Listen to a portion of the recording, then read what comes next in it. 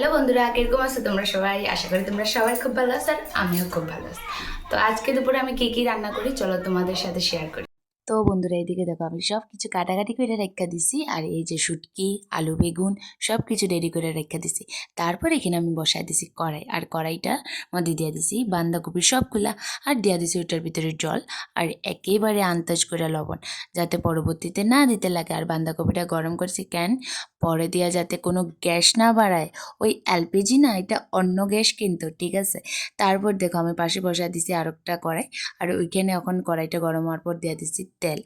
যেহেতু এখানে আমি এখন শুটকির তরকারিটা বসাবো, তো এই যে একটু এটারে গরম করে নিতেছি ভালোভাবে। এই যখন দিয়ে দিচ্ছি শুটকি, আর শুটকিগুলো ভাজা ভাজা ভালোভাবে হওয়ার পরই আমরা বাকিগুলা করব। এই যে তারপর এদিকে দেখো আমি বাঁধাকপি গরম হয়ে গেছে, ভালোভাবে নরম হয়ে গেছে, নামাই দিছি।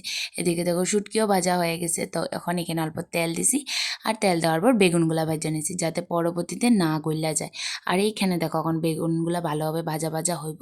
আর এদিকে দেখো কড়াই গরম করছি, তেল গরম হওয়ার পর দিয়ে দিছি বাঁধাকপির আলু ভাজা করতে।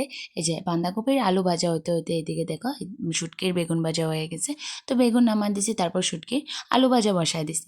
এদিকে শুটকির আলু ভাজা হইতে হইতে বাঁধাকপির আলুটারও আমি একটু নাড়াচাড়া করছি। এই যে দেখো তারপর বাঁধাকপির আলু নাড়াচাড়া করার পর দিয়ে দিছি বাঁধাকপির সোমবারে যে পোড়নে দিছি গোটা জিরা, তেজপাতা।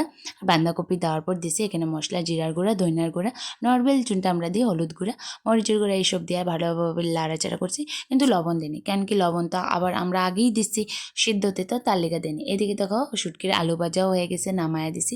তারপর এখানে দিয়ে দিছি অল্প তেল। তেল দেওয়ার পর এদিকে দেখো ওখানে দিয়ে দেবো পেঁয়াজ, শুটকির মশলাটা ভাজার লেগে। এই যে পেঁয়াজ দিয়ে দিছি, তারপর এখানে দেখো বাঁধাকপির এটা আবার জল দিয়ে দিছি যাতে সিদ্ধ হোক ভালো হবে। আর ততক্ষণে পেঁয়াজ ভাজিও হয়ে গেছে শুটকির। এখন এখানে দিয়ে দিছি পেস্ট করা মশলাগুলো, রসুন আর পেঁয়াজ যে পেস্ট করে রাখছি ওগুলো, আর হলুদ আর লবণ। তারপর এখানে আলুগুলা দিয়া ভালোভাবে এটার কষানোর লিগা বসায় দিছি। তারপর এদিকে দেখো বাঁধাকপি হয়ে গেছে। তো এটা না হওয়ার পর এখানে দিয়ে দিচ্ছি একটু গরম মশলা, যাতে স্যান্টটা, গন্ধটা যাতে ভালোভাবে হোক আর খাইতে ভালো লাগে। ততক্ষণই হয়ে গেছে শুটকির মশলা ভাজা।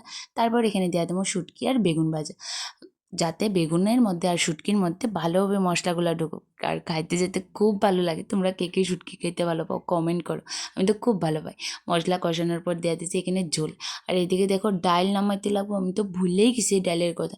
তারপর এখানে ডাল সম্বারের লিগা দিয়ে দিচ্ছে কালি জিরা, গোটা শুকনো মরিচ, আর দিয়ে দিছি অল্প শস্য। আর এই দেখো তারপর ডালটা সোমবারে দিয়ে দিছে, আর ডালের মধ্যে দিছি কিন্তু আমি অল্প তেঁতুল। মা কইছে, মানে আমার শাশুড়ি মা কইছে অল্প তেঁতুল দিয়ে দাও, টক ডাল হয়ে যাবো, তখন খাইতে ভালো হবে। এদিকে শাশুড়ি অল্প লাড়াচাড়া করে দিছে, যেহেতু আমি পারতেছিলাম না এই কারণে। তো তারপর দেখো আমার ডাইলও কি সুন্দর হয়ে যেতেছিলো, হয়েই গেছে। তো বন্ধুরা, শেষে আমার সব রান্না কমপ্লিট হয়ে গেছে, ডাল, বাঁধাকপি আর শুটকির তরকারি।